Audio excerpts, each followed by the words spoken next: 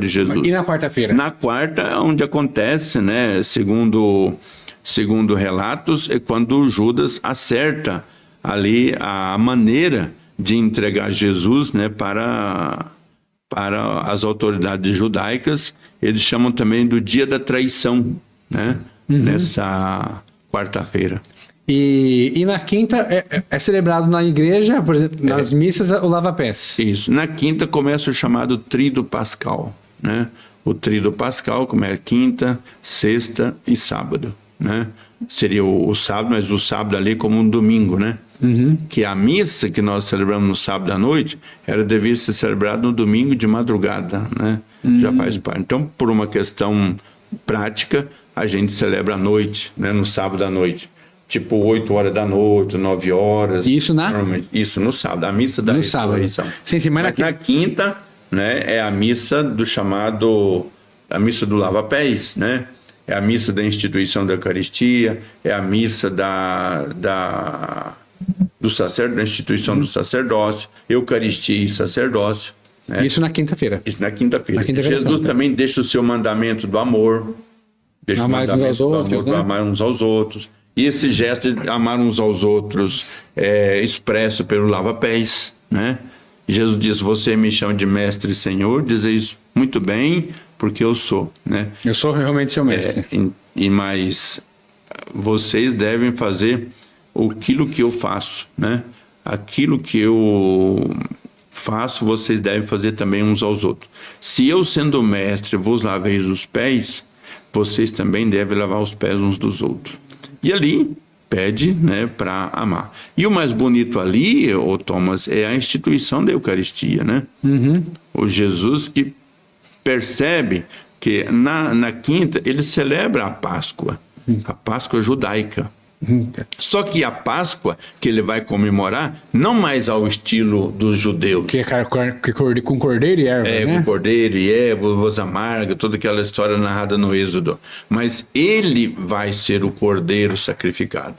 Ele é a Páscoa, né? Ele é a Páscoa. Nova Páscoa. Então, quando ele percebe que ele não vai chegar o dia de celebrar a Páscoa, o sábado, então Jesus, percebendo toda a situação, já convida os discípulos para fazer isso na quinta à noite, né?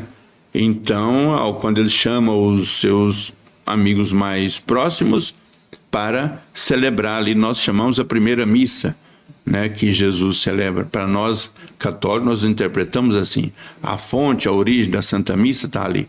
Cada vez que nós rezamos a Santa Missa, nós recordamos a Quinta-feira Santa, né? E é onde diz: isto é meu corpo, tomai e comei, isto é meu sangue, tomai e bebei. E ali o sacramento da Eucaristia, né? Certo. E o que Jesus quis dizer? Com o lava-pés ele quer dizer a humildade. É isso. Isso, a simplicidade. A simplicidade. É de alguém que serve, né? E ele que era um rei, servindo as pessoas. Né? Servindo as pessoas, né? Certo. A instituição do clero, onde que ele faz isso? Qual passagem? Da Eucaristia? Não, do clero. Mas ao instituir a Eucaristia, ele está dizendo para os apóstolos: fazei isso em memória de mim.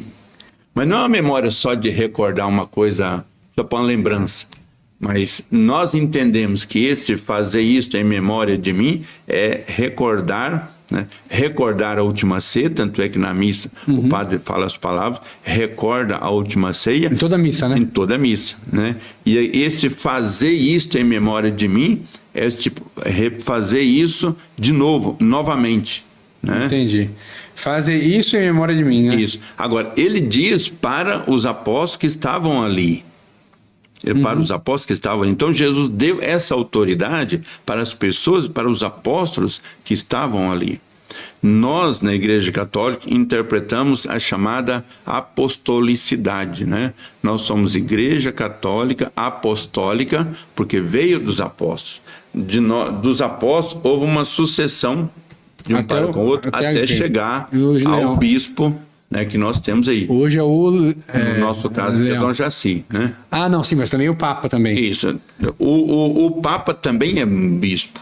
O Papa também é como se fosse um dos apóstolos sentados à mesa com Jesus. Ele é sucessor de Pedro, né? Isso, aqueles apóstolos, eles passaram esse mandato para frente. A gente vê claramente isso nos Atos dos Apóstolos, no início da igreja, quando eles vão instituindo outros homens para continuar o trabalho.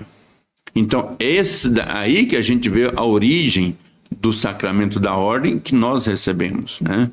Que os bispos receberam e os padres são colaboradores dos bispos, né? E por isso que o padre recebe do bispo, no caso um dos apóstolos, que também recebe esse encargo de colaborar com o bispo. Tanto é que, por exemplo, o dia que o bispo fala assim, Zé Maria, a partir de hoje você não é mais padre, pronto, acabou, não sou mais padre. Ele pode, isso é ele que tem autoridade para dizer isso. O bispo de Cáceres. O bispo de Cáceres, né? O bispo da diocese. Ele tem essa autoridade de expulsar a gente fala de suspensão de ordens, né? Então, se o bispo achar que deve suspender aquele padre de ordens, pronto, ele não pode mais celebrar a missa, não pode confessar, porque é ele que, né? Entendi. Que tem essa responsabilidade. Na verdade, então, o que você faz em toda missa, Jesus fez há 2000 anos. Isso, né? Eu estou autorizado a receber esse sacramento. Não é tanto um poder, mas um serviço, né? Um serviço que o padre presta à comunidade. Fala do pão e do vinho, quer dizer, isso, né? Isso, do pão e do vinho, ao consagrar, né? Ao consagrar os dois. Ao consagrar o pão e o vinho, o padre presta um serviço, porque, na verdade, quem tem a responsabilidade é o bispo, né? Ele que tem a responsabilidade, é a igreja. O bispo é a igreja, né? Onde está o bispo, está a igreja. Então, o bispo é que é a igreja, vamos dizer assim, a igreja ambulante, né? E é ele que tem o mandato, a responsabilidade. E aí os padres são colaboradores do bispo, são uma extensão do bispo. Entendi. Uma pergunta aqui, na quinta-feira, a última ceia, ele lava os pés dos discípulos, consagra a Eucaristia e institui o clero. Isso, o sacerdócio, né? A gente chama. E o que quer dizer naquela passagem, não sei se o pessoal mandou certinho, que fala assim, nessa parte que ele fala, na casa de meu pai há muitas moradas, vou preparar-vos um lugar. Isso. Ele fala, para onde eu vou, vocês não podem 14, ir. Né? João 14, que Jesus está despedindo dos apóstolos, né, dos amigos dele, e ele fala essa frase, né, eu vou preparar-vos um lugar para que onde eu estiver, vocês estejam comigo, né? Não turbe o vosso coração. Credes em Deus, credes também em mim. Isso. Na casa de meu pai há muitas moradas. Né? Se não fosse assim, eu vos teria dito, né? E essa parte que é uma parte que eu acho mais linda. Acho que a missa mais bonita do ano, na minha opinião, é a Quinta-feira Santa. É muito bonita a missa. Eu acho muito bonita. Isso. Natal também é bonito. Mas essa parte que é muito interessante. Disse-lhe Tomé, Senhor, nós não sabemos para onde vais, como podemos saber o caminho? Disse-lhe Jesus, eu sou o caminho, a verdade e a vida, ninguém veio ao Pai senão por mim. O que ele quis dizer com isso? O Jesus ali se coloca como aquilo que ele é, né? O Salvador. O Filho de Deus. Quem é o Pai senão por mim, né? Ele é o nosso Salvador, então nós entendemos que... Não tem como chegar ao Pai sem ele. Sem ele, né? Sem ele. Agora, nós não podemos, de repente, pensar que as pessoas... Deus tem muitas maneiras de chegar até nós, né, Thomas? Muitas pessoas, muitos meios para chegar até nós, né? Certo. Sim, Jesus é o nosso Salvador e tudo mais, mas nós não podemos imaginar que só a palavra de Jesus, só a figura de Jesus, né, nos convida também à salvação. Né? Deus tem muitos meios de nos salvar. Claro. E aquelas pessoas que não conhecem o Evangelho, como serão salvos? Que nascem em outras religiões, né? Outras religiões, outros países. Outras pessoas que de repente não conhecem Jesus Cristo, né? Não conhecem Jesus, ou que de repente não teve quem explicasse, mas que tem esse sentimento, né? De fé, de bondade para com Deus também. Agora, Jesus deu a sua vida por todos nós, né? Deu a sua vida. E nessa semana, né, o Thomas, a gente percebe ali o quanto que é importante nós, nesses dias, meditarmos esse sofrimento, essa entrega dele total. Você vê que ele passou por um julgamento injusto. um julgamento injusto. Sofreu muito. Vamos chegar nisso agora. Uhum. Essa parte é muito legal. Disse-lhe Tomé... Não, Jesus responde, né?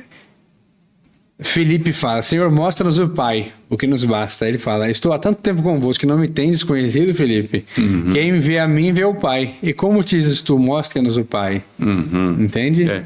Jesus estava assim, fazendo uma catequese, né? De quem ele era, né? De quem ele era. Entendi. E uma pergunta aqui que fizeram.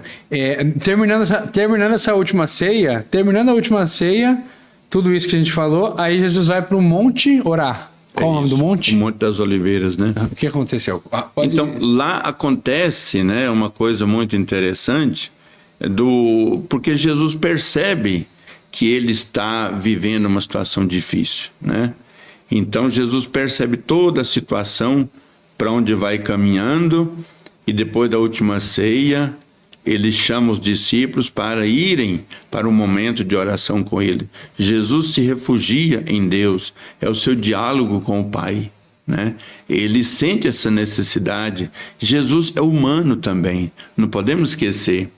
Nós dizemos que Jesus Cristo é Deus, mas também é humano, né? Jesus possui a divindade, mas não deixa de ser humano, seu lado humano, né?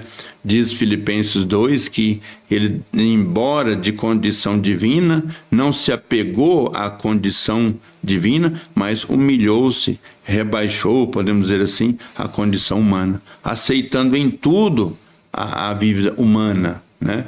Então, quando percebem toda essa situação, Jesus, diz o texto, que ele passa por um momento de tensão tão grande que ele chega a transpirar sangue, né? Lá no monte. No Monte das Oliveiras. No Monte das Oliveiras. Isso.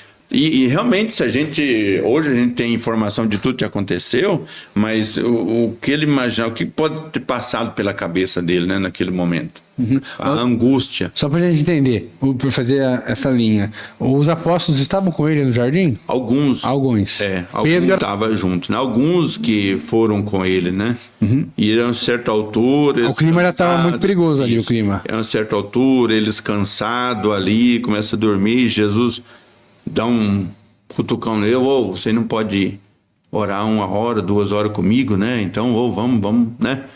Então ali a gente percebe o quanto que Jesus, a humanidade dele, né? E por que ele fala para Judas, o que tens de fazer, faz depressa? O que tens que fazer, foi na mesa, né? E ele fala, quem eu entregar esse pedaço, não é isso? Isso, é que vai me trair, né? Vai me trair. Aí ele fala para Judas isso? Ele fala para Judas isso, né? Tem um dos evangelistas que narra essa cena, onde ele diz, né? Olha, é o que tens que fazer, faça logo, né?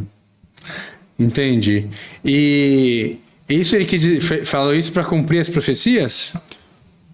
Podemos dizer, para cumprir as profecias, né? A traição e tudo mais, né? Todo esse sofrimento, né? Sim, podemos dizer que alguém, para que isso acontecesse, alguém deveria... A maneira como eles contam, né? A situação que ele sofreu, né? Agora... Por outro lado também, a vida de Jesus, ela foi tudo consequência da sua vida, né? Para chegar a esse ponto, né? De pessoas que não o aceitavam, que não gostavam dele, que fizeram de tudo isso para que... Consequência das escolhas, né? Das escolhas dele, né? Da vida dele, da vida que ele levou, né? E ali que você percebe o quanto que não foi fácil para ele viver todo aquele amor que ele sentiu, o quanto de ódio havia também nessas pessoas que não queriam muitas vezes também abrir-se ao novo, né? Uhum. Para a gente falar um pouquinho agora da prisão, Jesus é preso, Pedro corta a orelha de um centurião, certo? Uhum. E ali Jesus faz o último milagre na terra, certo? Que ele reconstitui a orelha. Uhum. E diz os evangelhos isso, correto? É isso. Uhum. Ele reconstitui a orelha do centurião e fala, embainha sua espada, Pedro. Quem pela espada... Matar pela espada morrerá. Uhum. Né? Uma linguagem mais atualizada. Jesus é preso, ele é primeiro levado para o Sinédrio, correto? Sinédrio é onde ficavam os fariseus e os líderes religiosos da época? Isso, é um sinédrio, é um conjunto, né, de pessoas. É um local que as pessoas ficavam lá. Isso, de autoridades judaicas, né? E eles, é ali que ficava Caifás, Anás... Os sumos sacerdotes, né? Todos eles judeus, né? Judeus, não tem nada a ver com o romano. Do judaísmo, sim. Agora, eles viviam sobre a tutela do Império Romano, sim. Né? Eles também, a uma certa altura, eles manifestam essa preocupação. Convém que um só homem morra pelo povo do que perecer a nação inteira. O Caifás fala isso, né? Um deles, não me lembro agora que falou isso. Eu não lembro o Caifás. Ou Anás. Convém que ele deu esse conselho, era o Sinédrio. Olha, é bom que a gente elimine uma pessoa, porque senão depois os romanos podem vir e... Só uma pergunta aqui. Mestres da lei e fariseu é a mesma coisa, não, né? Pode ser sim, pode ser interpretado a mesma coisa. Pode interpretar do mesmo jeito. Mestres da lei, fariseus, estão no mesmo nível. Se são grupos diferentes, mas com o mesmo pensamento. Mesmo pensamento. Mesmo pensamento. Certo. A defesa da lei, né? Da integridade da lei. Sim. E ali esse grupo é o que mais discute, mais questiona Jesus, né? Que mais questiona Jesus. E que acompanha Jesus toda hora. Toda hora esse povo encontra Jesus, toda hora estão questionando Jesus, estão colocando em confronto a lei. Como dizemos no início, essa preocupação, né, de gente que está ali para defender a lei, para defender a religião, e quando vem alguém questionando, é claro que eles vão reagir, né? Certo. E aí diz o seguinte, nesse momento que a gente está conversando, a audiência está muito boa do programa, muita gente assistindo o senhor, parabéns. E o seguinte... pelo que a gente estava conversando aqui, nesse momento que Jesus ele é preso, está no Sinédrio, ali seria um julgamento religioso dele, o primeiro julgamento. Sim, seria ser. Isso. As pessoas, eu estava lendo sobre isso um tempo atrás, vendo um vídeo sobre isso, só para o pessoal entender, Jerusalém estava sob o comando do Império Romano. Sim. Certo? Mas o Império Romano tinha esse hábito, eles dominavam o local, mas deixavam que a religião ficasse por si mesmo, não queria impor a religião deles. Isso. Como se diz, tinha lá os representantes dele. Do governo, né? Isso, da política. Isso. Tinha o governo deles do lado político e tinha o governo religioso, no caso dos judeus, né? E eles deixavam os judeus ficarem livres para tocar como quisesse a religião. Não interferindo na nossa política, tá tudo beleza. Como se diz, você vai concordar, pagando os impostos de César, pode viver de boa. Vive tranquilo aí.